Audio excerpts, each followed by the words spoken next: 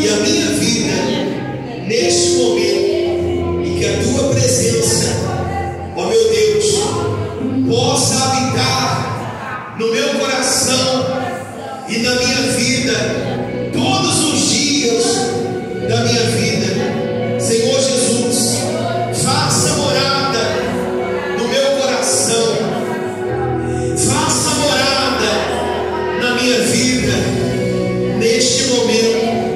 É o que eu te peço e eu te agradeço em nome de Jesus, Pai. Muito obrigado pela tua misericórdia e pela tua compaixão.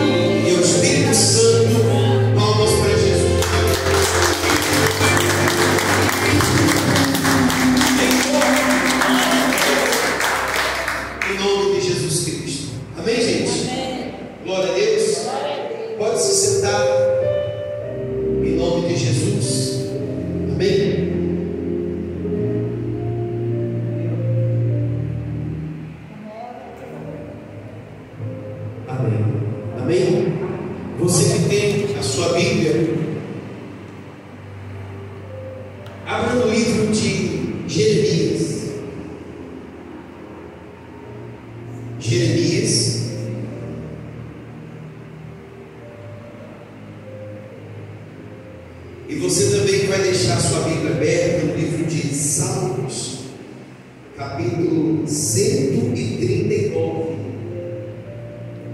versículo 17. Salmos, capítulo 139, versículo 17. Mas a leitura da palavra nós vamos começar hoje pelo livro de Jeremias. Amém? Glória a Deus, gente. Jeremias. Jeremias capítulo 4.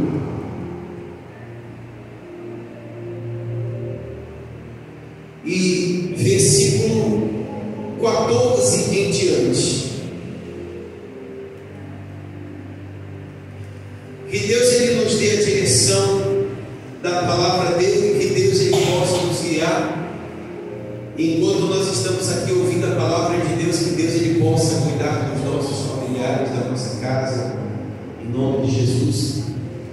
Guiar todas as nossas batalhas e nos dar vitórias em nome de Jesus. Jeremias capítulo 4, versículo 14.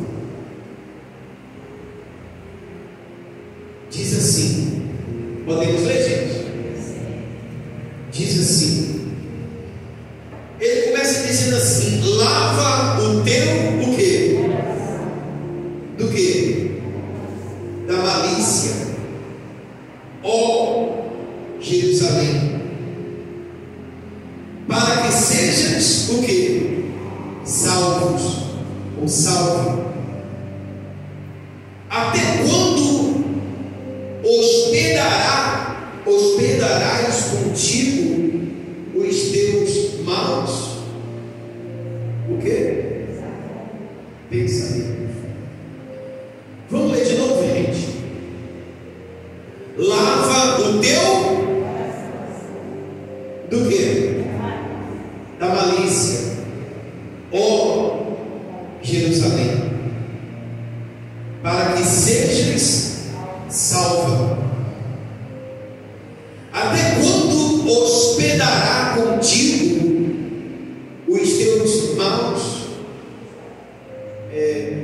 Hospedar quando a pessoa ela fica ali. Existem pessoas que elas têm hospedado os maus pensamentos dentro do seu o quê? Dentro do seu coração.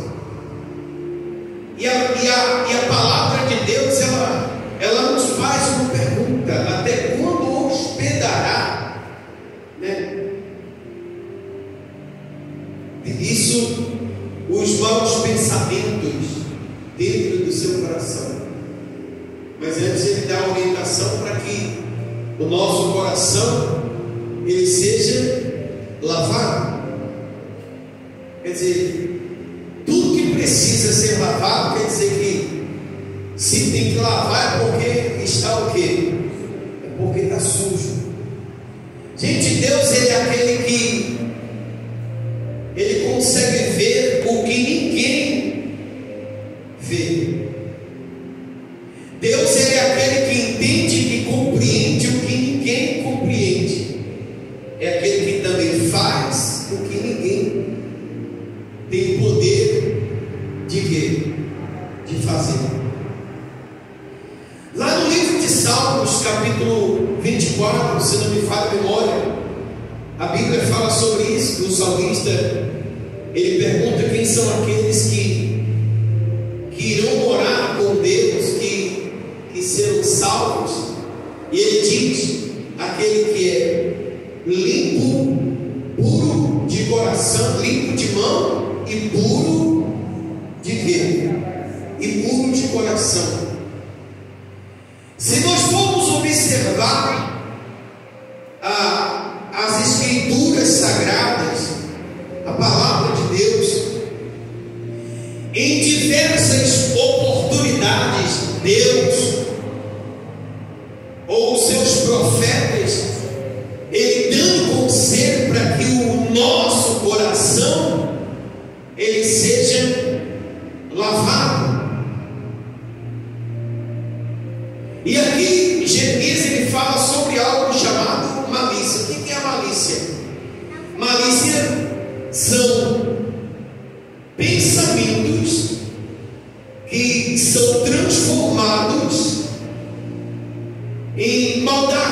por exemplo, existem pessoas que todas as coisas elas só conseguem ver com maus olhos. Ela não consegue enxergar absolutamente nada na vida com bons olhos. Tudo ela tem que levar para o lado da maldade, que é chamada a malícia. Tem um ditado que diz que o mal está nos olhos do ser humano. Então, por exemplo, se a pessoa ela vê algo e a primeira coisa que o diabo ele vai tentar fazer é transformar aquilo que ela está vendo em malícia para dentro do seu coração, e é onde a pessoa ela tem hospedado pensamentos negativos dentro do seu coração.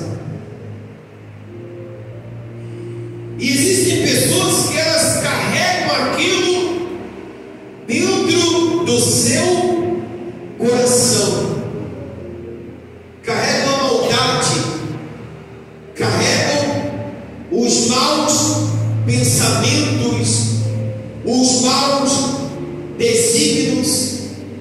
Então, por mais que ela seja cristã, ou que ela creia, acredite na palavra de Deus, mas quando o seu coração ele é dominado pela malícia, isso também vai refletir na nossa vida exterior. Se tudo que vemos só conseguimos enxergar com maus olhos ou com os maus pensamentos, isso vai também refletir na nossa vida. Isso também vai refletir na nossa vida, porque nem tudo que parece ser é. Mas quando a pessoa ela hospeda a maldade, quando a pessoa ela hospeda os maus desígnios, os maus pensamentos dentro do coração dela, ela passa a ser dominada por aquilo. A mente dela passa a dominar o seu corpo, dominar a sua vida. E aí então, por exemplo, se tudo que o ser humano ele vê com maus olhos, isso quer dizer que o que está dentro do coração dela é o espírito da maldade, aquele que tudo ela entende da forma que o coração dela quer que ela entenda. E a palavra de Deus ela diz assim: enganoso é o coração. No próprio livro de Jeremias, é desesperadamente corrupto. Quem o conhecerá? Ou seja, quem é capaz de conhecer o seu coração? E por causa, muitas das vezes, de muitas pessoas elas serem conduzidas pelas suas emoções, conduzidas pelo seu coração, ela acaba caminhando rumo à direção errada, porque enquanto ela for guiada pelas emoções dela, enquanto ela for guiada pelo seu coração,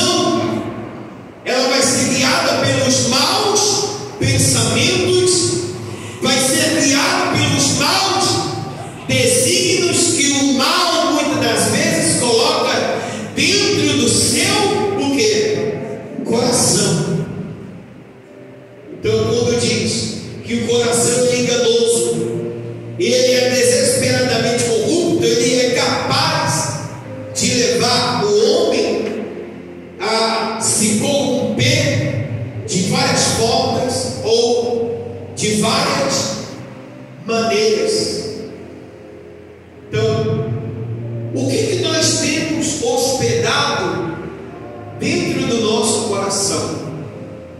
Quando Jeremias ele diz: lava o teu coração da malícia, a primeira coisa que ele manda dizer: lava o teu coração do quê? Da malícia.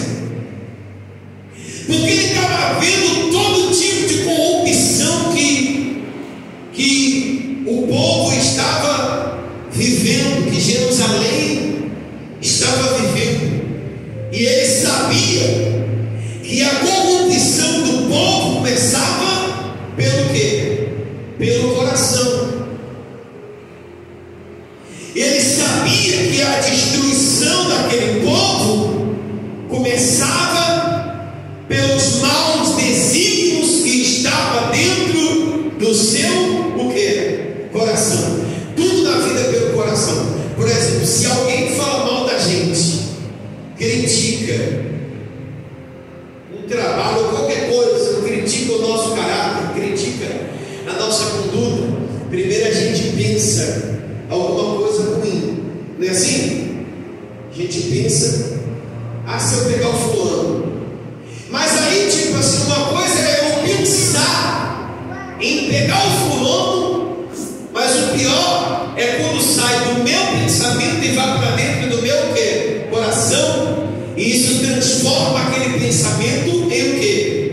Transforma em malícia. Ou seja, a malícia nada mais é do que a maldade que o mal coloca dentro do coração do homem. E aí as pessoas elas começam a ser dominadas ou a ter suas vidas dominadas pelos maus desígnios, pelos maus pensamentos. E o diabo então começa a conduzir a vida dela à perdição, à destruição, ou muitas das vezes a morte espiritual que se encontra dentro do coração de muitas pessoas. Por exemplo, a maioria de nós aqui temos muitos anos de cristão, de crente, entende? Eu, desde o dia que eu nasci praticamente, sei o que é a palavra de Deus e entendo o que é o cristianismo, o evangelho de Jesus. E no decorrer da caminhada eu já vi muitas coisas boas, mas já vi também muitas coisas ruins. Você também já viu. Já viu mau exemplo de alguém? Já? Mal conduta de alguém? Não é assim? Então, por exemplo, geralmente quando nós vemos que alguém fez alguma coisa errada, tudo que o inimigo quer, tudo que o diabo quer, é que você pense o seguinte: todos são iguais. Todos os pastores são ladrões, todos os pastores roubam, todos os pastores cometem coisas erradas, e as pessoas então elas começam a ter aquele tipo de malícia dentro do coração dela, porque ela viu um mau exemplo de um, e muitas, não todas, mas elas começam a julgar todos como se fossem o quê? Como se fossem iguais. É igual, por exemplo, quando a gente se fala de política e diz assim: tem político honesto? A gente diz assim: eu acho que não. Não é assim? A gente começa a julgar todos como se todos fossem iguais. Mas todos são iguais? Eu acho que não. Eu acho. Né? Mas, por exemplo, se tratando do cristianismo, deixando de lado essa parte aí, que essa aí já é difícil de acreditar, mas se tratando do cristianismo, nem todo mundo que cometeu, nem não é porque alguém cometeu um ato ilícito, isso não quer dizer que todo mundo também é capaz de cometer. Por exemplo, nós ouvimos gente falar assim: crente nenhum vale nada. Não é assim? Crente enrolado, crente que não paga quem deve. Não tem? E tem gente que vai, e aí tem outros que dizem: porque ela levou um calote de um crente vizinho dela, ela acha que todos os crentes são. Você já ouviu isso? Eu já. crente caloteiro, há crente que não dá testemunho da sua vida, né? E aí ela começa a dizer assim: mas todos os crentes são iguais. Por quê? Por que a pessoa ela é capaz de dizer que todos os crentes são iguais se ela não conheceu todos eles? Se ela não conhece a conduta de todos eles? Então eu não posso dizer que todos são iguais, porque, por exemplo, não me julgue igual aos outros, porque eu não sou igual a eles. Eu me acho completamente o quê? Diferente. Não me vendo, não me troco por absolutamente o quê? Nada. Todo pastor é ladrão. Por que ela fala que todo pastor é ladrão? Por que tem pessoas que não pisam mais os pés dentro de igreja evangélica? Porque ela diz assim: todo pastor rouba. Mas por que ela diz isso? Porque ela já viu um pastor roubando. Ou não é verdade? Porque ela já viu um mau testemunho de algum pastor. Então ela começa a julgar como se todos fossem o quê? Iguais. Não tem diferença nenhuma. É onde o inimigo ele trabalha. Ou seja, isso não é simplesmente pensamento. Isso dá-se o nome de quê? Malícia. É algo que o inimigo coloca na mente da pessoa, e a pessoa então resolve hospedar aquele pensamento dentro do seu coração, e ela fica carregando aquilo ali. Quando a palavra diz que nós devemos lavar o nosso coração da malícia, é disso que ele está falando. É para a gente tirar de dentro de nós, lavar de dentro do nosso coração tudo aquilo que se tornou uma malícia que está dentro do nosso coração. Mas por quê? Porque ele sabe que certamente essa malícia ela não vai nos conduzir a um bom lugar. Ela vai nos conduzir à perdição, aos erros. O que também não vale a pena, por exemplo, se o fulano pecou, então qual o pensamento do cristão? O problema é dele. Só que isso é difícil da gente fazer. Dizer assim: problema é dele.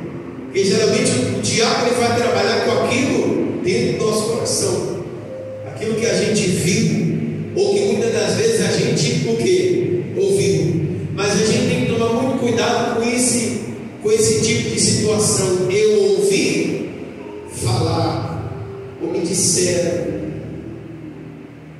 Nós temos que tomar muito cuidado, porque uma pessoa maliciosa, ela pode tentar colocar malícia dentro do coração de outras pessoas e contaminar outras pessoas.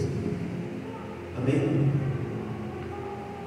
Versículo, agora o Salmo 139, 17.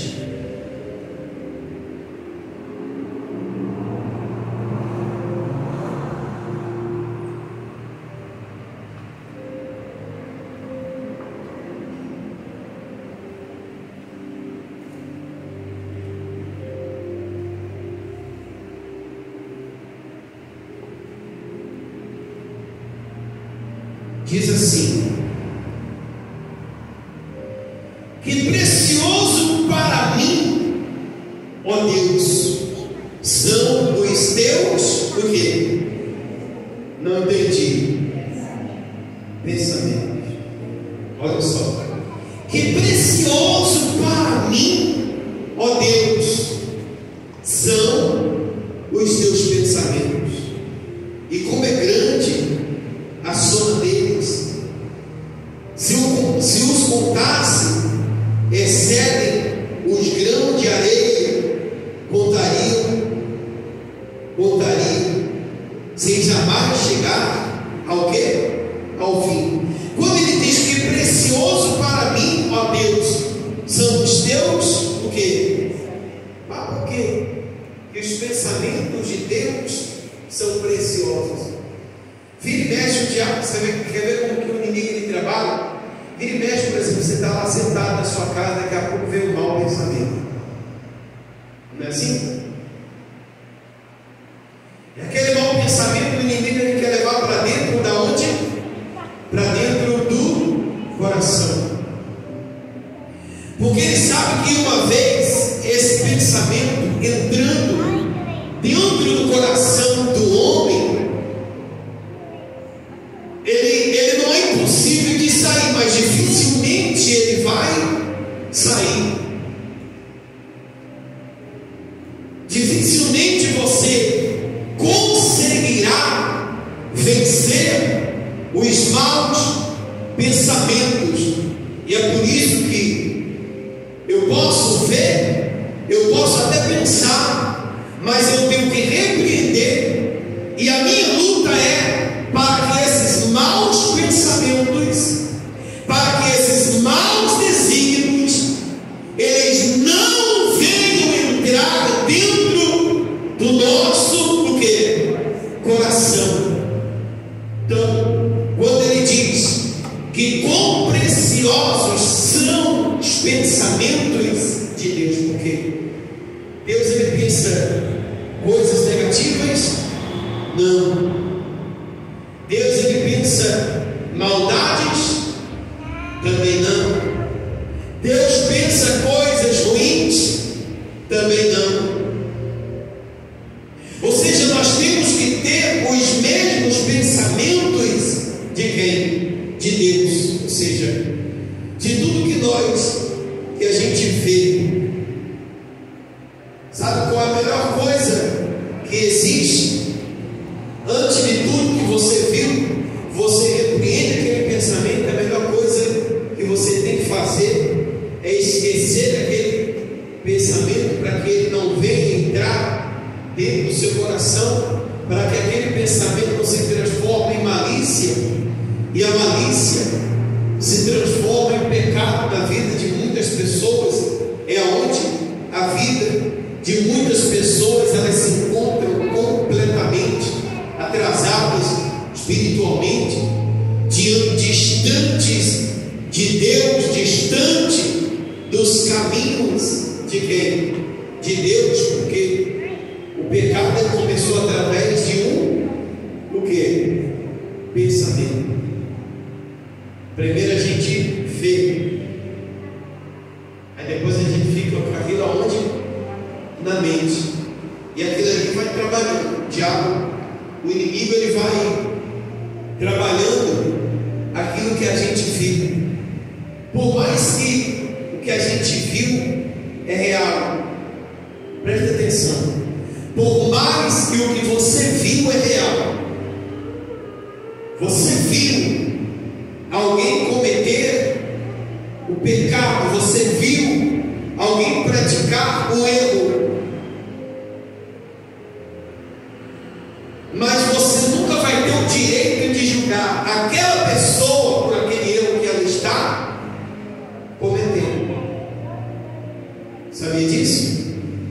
Se você pega, por exemplo, a história da Maria, quando aqueles fariseus levaram aquela mulher até a presença de Jesus e disseram assim: olha, essa mulher, ela deve ser o quê? Apedrejada. Sim, tudo bem, é uma lei. E a lei foi feita para ser o quê?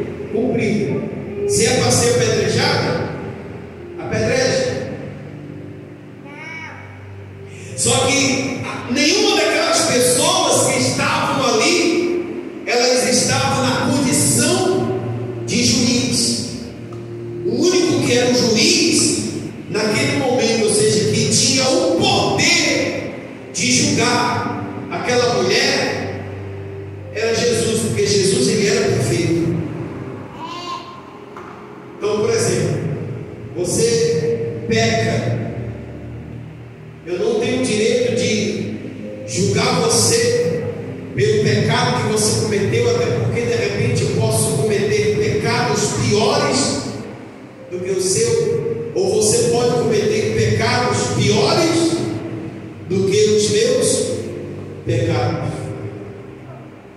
Concorda ou não?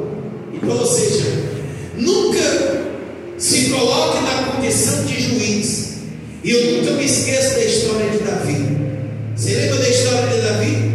Que Davi ele se deitou com Betseba, que Betseba ficou grávida, e por causa do pecado de Davi, mais de 70 homens morreram.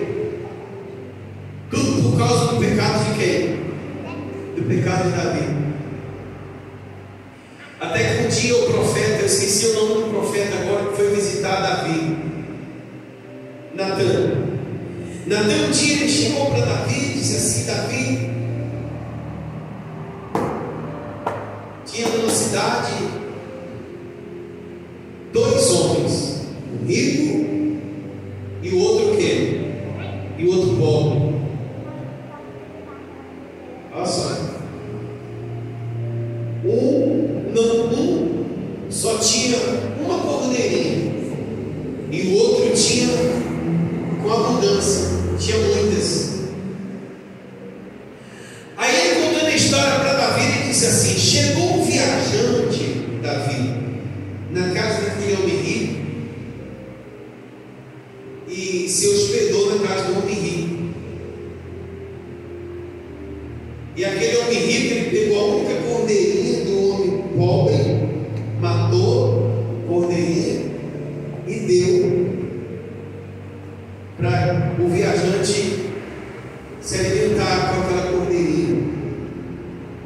Aí ele disse assim: qual é a sentença que você daria para esse homem rico que matou a única cordeirinha daquele homem pobre? Davi, enfurecido, ele disse assim: esse homem tem que morrer. Olha só, Davi diz que aquele homem tinha que o quê? Tinha que morrer. De repente, Natan, ele olha dentro dos olhos de Davi e diz assim: esse homem estuda. Porque o homem rico simbolizava Davi, que não tinha uma só mulher, tinha várias. E o outro homem pobre era Urias, que era o marido de Betseba, e a cordeirinha era Betseba. Então, imagine então Davi ouvindo aquela repreensão de Natan. Imagina de que forma ele continua olhando dentro dos olhos do profeta Natan, quando disse isso. Porque Davi tinha várias mulheres, mas ele preferiu a mulher de Urias, e por causa do pecado dele, várias pessoas morreram, inclusive o marido dela, o pai dela morreu.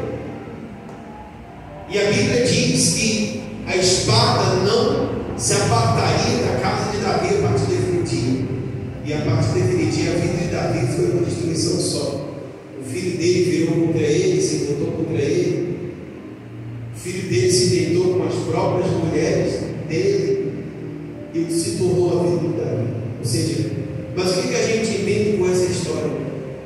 É que Davi naquele momento ele foi muito bom para julgar a vida de um homem que era ele mesmo, e até mesmo condenar ao quê? A morte. Ou seja, o que a gente entende da palavra de hoje?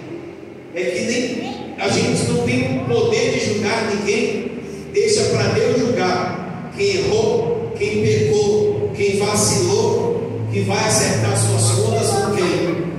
Porque a gente não tem nada a ver. Nós temos que simplesmente cuidar da nossa o quê? Vida, que já está de bom tamanho. Cuidar da nossa vida e tomar cuidado com os tipos de pensamentos que o inimigo ele tem colocado dentro do nosso o quê? Não permita que os maus pensamentos, não permita que os maus desígnios venham atordoar sua mente, seus pensamentos, atordoar a sua vida e te conduzir à perdição ou a destruição eterna, mas que haja salvação na nossa vida. E isso acontece quando eu peco e eu reconheço os meus pecados diante de Deus, sem me preocupar com o pecado de quem? Dos outros. Agora, se a pessoa pecou e ela quer continuar no pecado,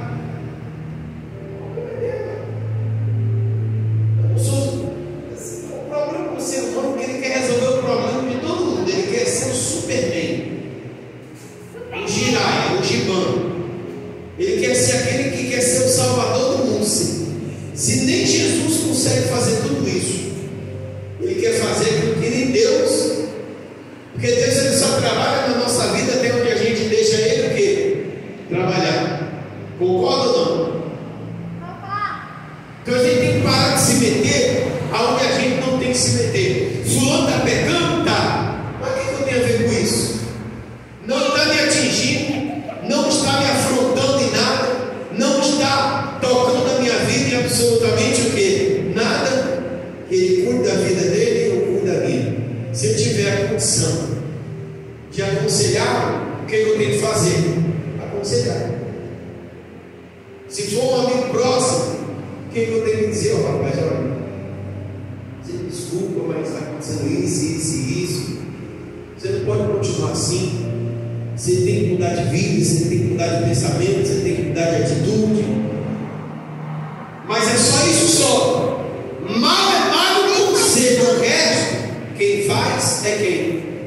Você já falou, já fez a sua parte, já foi boca de Deus para ajudar aquela pessoa. Agora ela tem que olhar para a vida dela e dizer assim: olha, eu tenho que mudar. Eu tenho que mudar. Quem entendeu a palavra de Deus? Amém, gente? Fique de pé no seu lugar, no nome